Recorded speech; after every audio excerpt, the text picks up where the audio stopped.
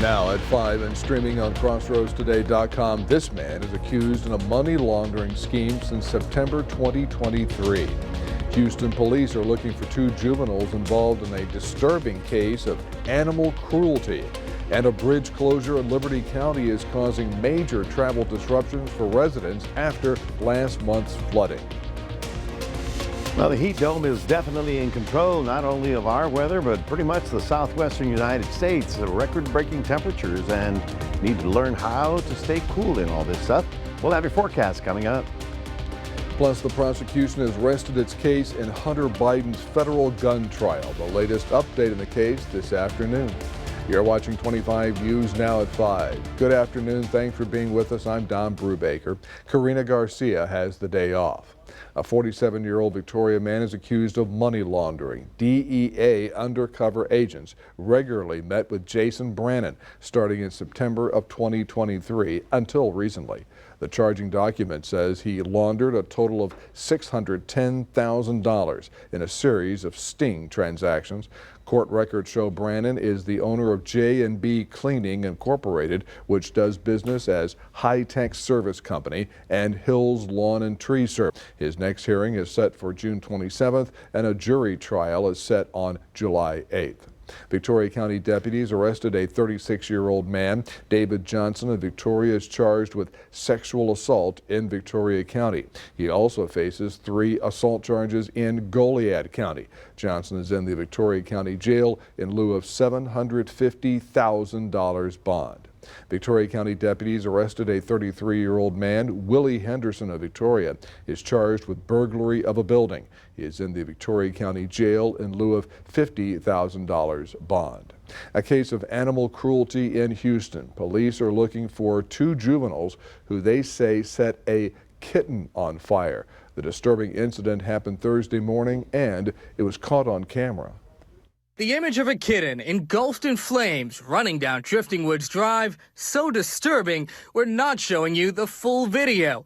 In another video, you can hear people laughing as the feline runs for its life. I heard laughing. I thought it was like they were having like a party outside or something. But when Arlette Garcia and her friend walked outside, they realized it was more like a party of depravity. It was just like the meowing. That's how I figured I was a cat. The suspect's apparently amused as the kitten burns alive in a fire Precinct 1 Constable's deputies believe the suspect started. The video was terrible. I mean, that cat burned for a while and suffered greatly. Garcia says her friend dumped water on the flames, and when that didn't work, tried patting them out with clumps of grass. I just felt bad. I was crying. The suspects, who deputies believe are between the ages of 10 and 15, seemingly undisturbed by the sick scene and unwilling to take responsibility. She was just like, it wasn't me, it was the other guy, and this and that, and then she just went inside with the dog, like, while the cat was still on fire. You can see the suspect's dog running after the cat in this video.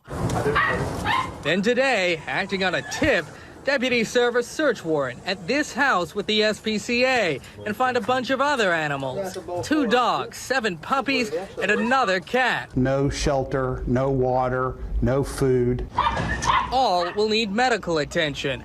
As for the kitten in the video, deputies rushed it to a vet, but there was no saving it. I mean, I've seen people behead animals.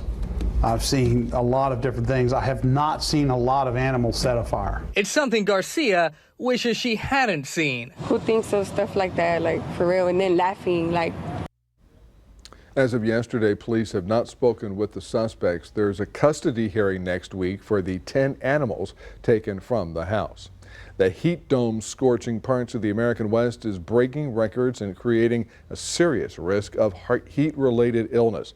Temperatures in Phoenix topped out at a daily record-setting 113 degrees on Thursday, shutting down some outdoor areas to residents. Death Valley, California had temperatures hit 122 degrees. Las Vegas reached 111 degrees. That's the earliest in the year the city has hit that mark. Heat alerts cover more than 18 million people in 5 western states. Goliad County is under a burn ban. County Judge Mike Bennett signed the order to ban outdoor burning in unincorporated areas of the county. The burn ban is to not exceed 90 days. Violation of the order is punishable by a fine of up to $500. And now let's take a first look at your First Warn Storm Team forecast. Chief Meteorologist Mac Petta has joined us now with the look what's going outside. And Mac, right now going on outside, if people are out there, they're sweating. Oh, yes, absolutely. In fact, we're part of that 18 million people under the heat dome. And, you know, what Goliad County did with the burn ban, I'm pretty sure after this weekend, many of these counties are going to have to go into that, and we were all going to have to be very cautious. Our average temperature this time of year should be about 91. We're going to be way above that, 5-6 degrees all the way through the weekend, and there's not a whole lot of relief in sight. Maybe a cloud or two, but that's not till next week. So we'll talk about your weekend and the tropics coming up in a moment. Don, back to you. Mac, thank you. Thursday, the Texas Parks and Wildlife Department Kills and Spills team were notified of a fish kill from Texas game wardens. The location was at the Invista outfall on the Guadalupe River. Invista is in the process of cleaning up the dead fish. The Texas Parks and Wildlife Department, along with the Texas Commission on Environmental Quality, are investigating the cause. A bridge in Liberty County collapsed last month due to heavy rains, and authorities say it could remain closed until next year. Now, residents are angry due to the delays the closure has caused. In the small community just outside of Cleveland, it's small and quiet. the Trinity River is slowly chewing away at this bridge. We have a catastrophe here. It's what connects the few hundred people who live here to the closest major city, Cleveland, but their access has been cut off. Devastating, actually. After those strong storms back in May, the eastbound access road collapsed, and now the westbound access road also now unsafe, the road cracking and eroding into fast-moving waters. Since the bridge has been out, it's been a real ordeal. We have to go down 146 to 105. Harris said there's no grocery stores in the area, no hospital, no banks, or even fast food joints. Cleveland was the closest option. There's none here. You have to go to Livingston, or you have to go to Cleveland. What was just a quick 15-minute drive turned into an almost hour commute. And for people on a fixed budget, they say that's a challenge for them. You buy $5 worth of gas, you still can't get, you're still gonna have to stop at the gas station before you get to Cleveland. Going around, it's horrible.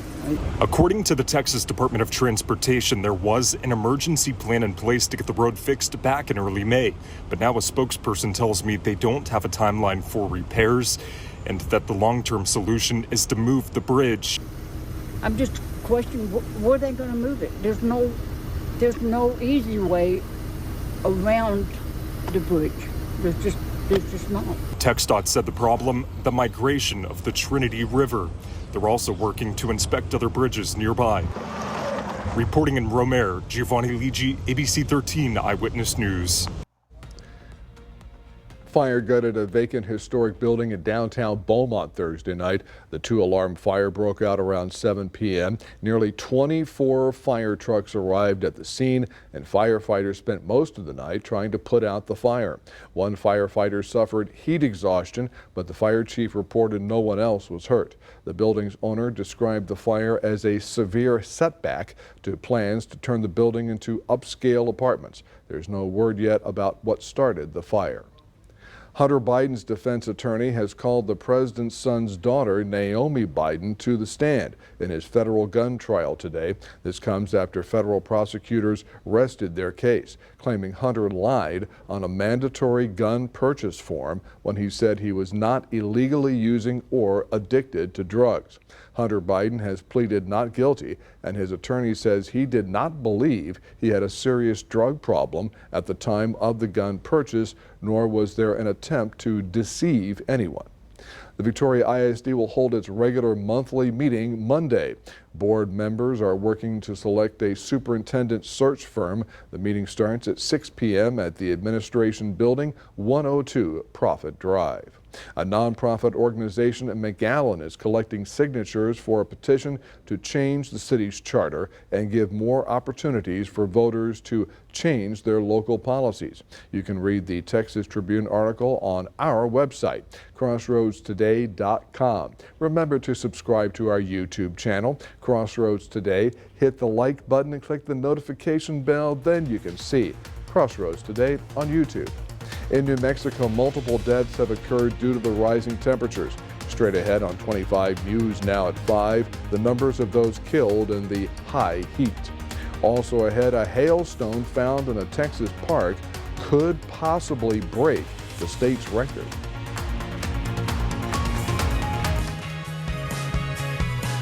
Here's a look at what's coming up on Community Crossroads. We hear from a Father's Day auto show. We learn about Juneteenth celebrations, and we also hear from the Victoria Ballet Theater and the Museum of the Coastal Bend.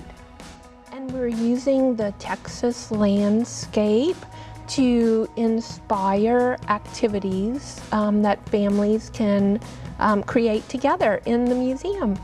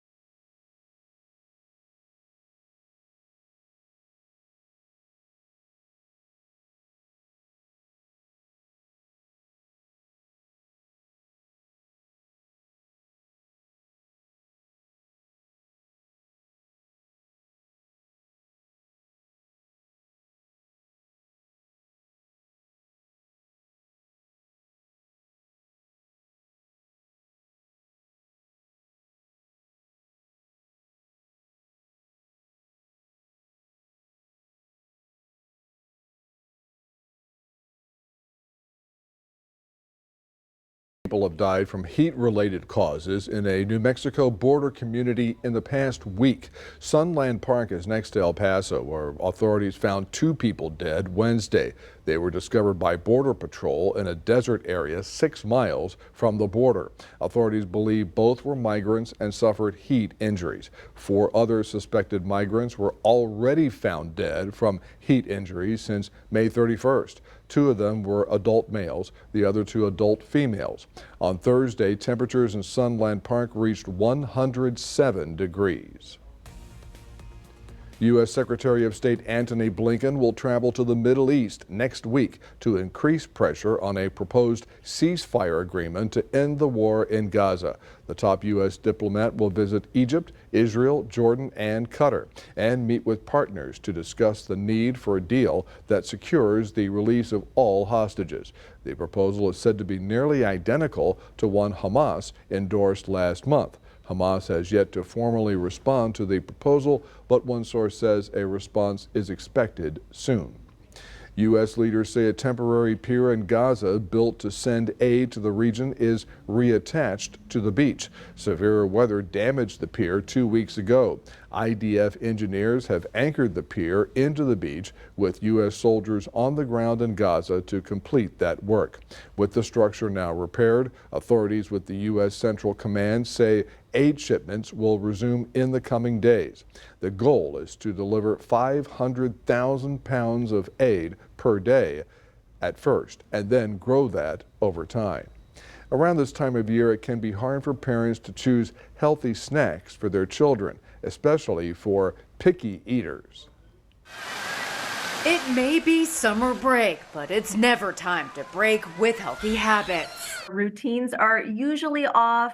We're having fun with our kids, but it is still important that we are sticking to a semi-routine when it comes to eating. Strong for Life registered dietitian Catherine Sherry says along with 3 meals a day, kids also need snacks. For older kids, 1 to 2 snacks a day. For younger children like toddlers, up to 3 a day. We're on the go in the summertime, so we're going to take some snacks with us wherever we're going. We want to be focusing on some snacks that are going to energize us and keep us full. So we should be having at least 2 different food groups, some protein or fat that's filling, some fiber components. But it's not always easy to find healthy snacks that kids want to eat, so Sherry says to get creative. Some ideas include bananas dipped in yogurt, a cheese stick and orange slices for carbohydrates and energy, cucumber and hummus to dip.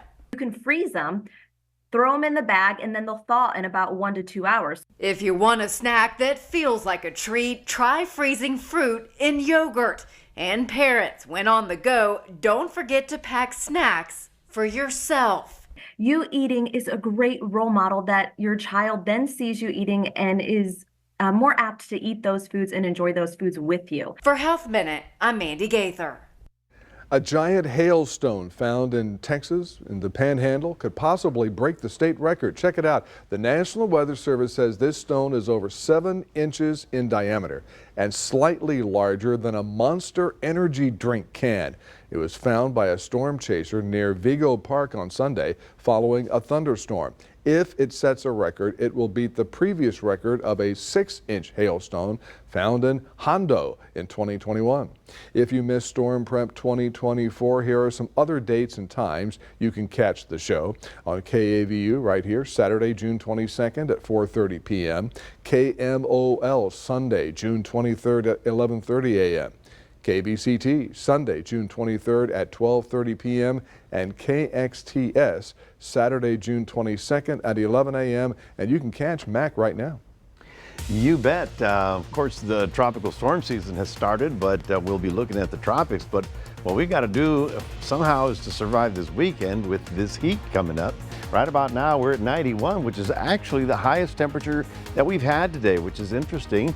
We were thinking that it'd get much higher than that, but that's okay. Our 91 will be our high temperature, and that compares to an average of 92. Thing is, if we get up to 96, 97, will it feel like that? Well, we'll talk about your weekend forecast coming up after this.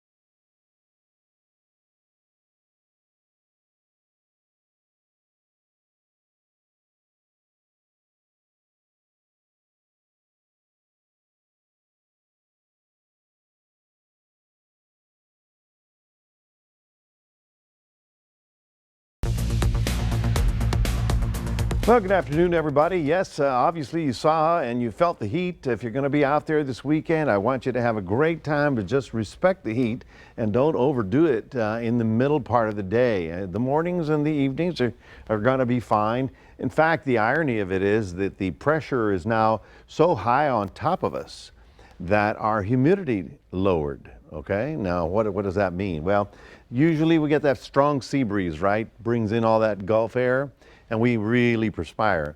Now high pressure is over us. It sort of squeezed the Gulf air out, and the 91-degree temperature, well, with a relatively low humidity. I mean, it's not exactly Arizona, but it's different for us. We are looking at temperatures to be hovering in the upper 90s for the next few days, all the way through the early part of next week. What is the heat dome? Well, we got to talk about it. Now, first of all, you know, the sun beats down every day. As the sun beats down and warms the earth, well, the warm air begins to develop. Well, then on top of it, we put higher pressure, which is sinking the air down. Well, that, like the air in like the bicycle pump when you're compressing, that compression heats the air, and so it gets warmer. And then because we've added so much carbon dioxide to the atmosphere in the last, I don't know, 50, 100 years, we are doubling the amount of warmth in there. So whatever heat is trying to escape does not, because it runs into that carbon dioxide in the atmosphere. So we've got it all on top of us, and it's going to be here for quite some time. So yes, along the coastal areas, we're looking for upper 90s, but anywhere, you know, the other side of Gonzales, you're going to be looking at 100-degree temperatures. If you happen to be driving, just consider that. Make sure your car's tuned up and you got water in your, or antifreeze in your radiator, because it's going to warm up. And make sure your tires are inflated well as well. So if you're traveling, just realize that the entire Southwest, from here all the way to California, is going to be dealing with unusually warm temperatures. Well, we of course are waiting to see if the tropics are going to get active. This map that I'm going to be using this year is the cyclone heat potential. In other words, wherever you see this pink is where the water is warm enough, where the winds are low enough, and whether the conditions are favorable for development. You can see that out here in the western or eastern Atlantic, it's not so busy. But you get closer to Venezuela, it gets a little bit more intense. But right about here is where you see a lot of pinks, okay? So let's just say the following. We're going to watch this area for about a week to see if anything brews. Now, here's the trick. This would be very close to us. Wouldn't give us much time to be ready for it. I'm not saying it's going to develop. I'm just saying conditions are getting, shall we say, ripe and ready for all this kind of stuff. So we're just going to have to watch it very carefully, because one of the big things that's factoring into our tropical storm season is our water temperature. Look at that. 87 in the Gulf, 85, 85, 85. And that is ripe and ready. That's August water temperature. So here we are in June. Lots of sun, 91 in Port Lavaca, lots of sun, 94 in Cuero, and lots of sun for everybody else all the way through the weekend. Slight 20% chance of a sprinkle or two possible Monday, Tuesday of next week. That's your 7-day forecast, reminding everybody we do have a QR code. Love for you to scan that, put Crossroads Today on your phone. Let's toss it back to Don. Mac, thank you. And coming up next on 25 News Now at 5, we'll take a look at your stocks. Plus, U.S. job growth exceeded economists' expectations last month. We had that numbers straight ahead.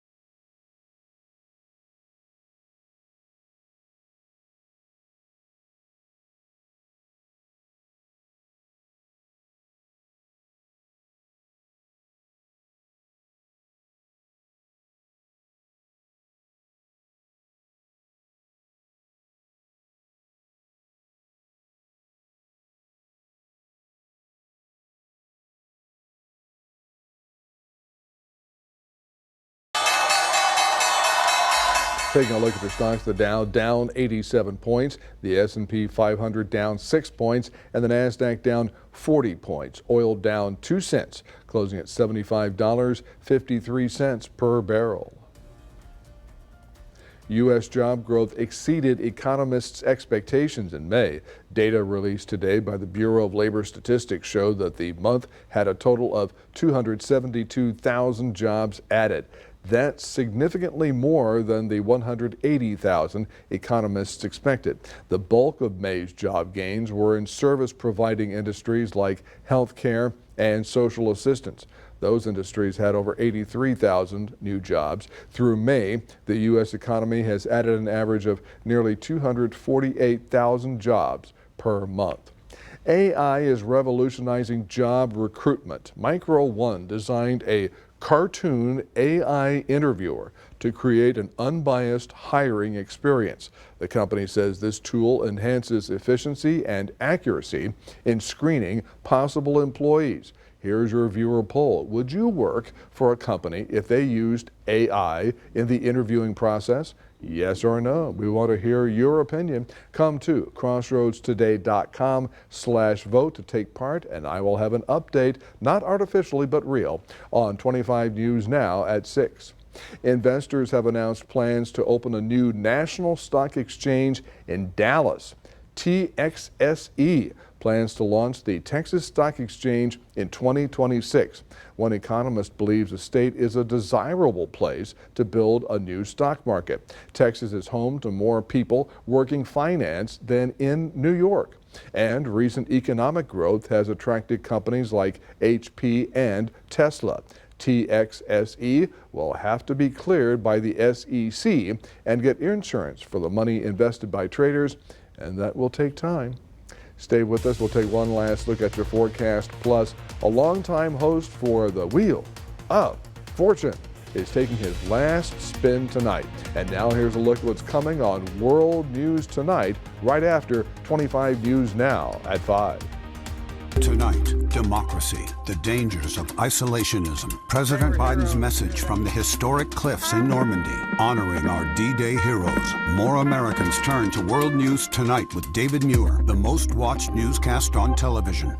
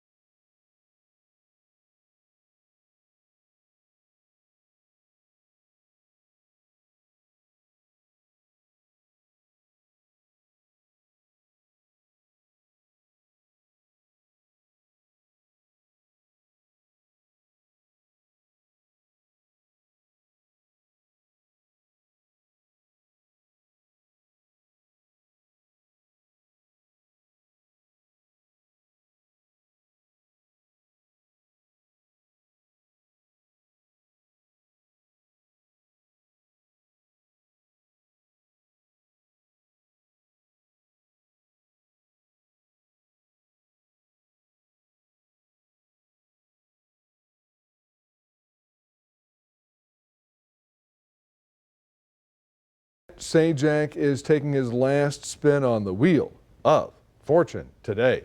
In a preview released ahead of his final episode, the longtime game show host expressed gratitude to his audience. He said, quote, "It's been an incredible privilege to be invited into millions of homes night after night, decade after decade," unquote.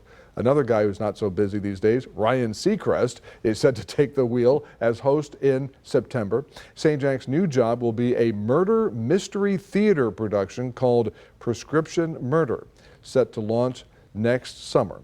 Once upon a time, Pat Sajak was a TV weatherman in Los Angeles, and here is one of his competitors back then. I know Pat. I know Pat. We were young, and he was a weatherman at NBC. I was at CBS, and then he decided to go talk to Merv Griffin, and I should have done that too.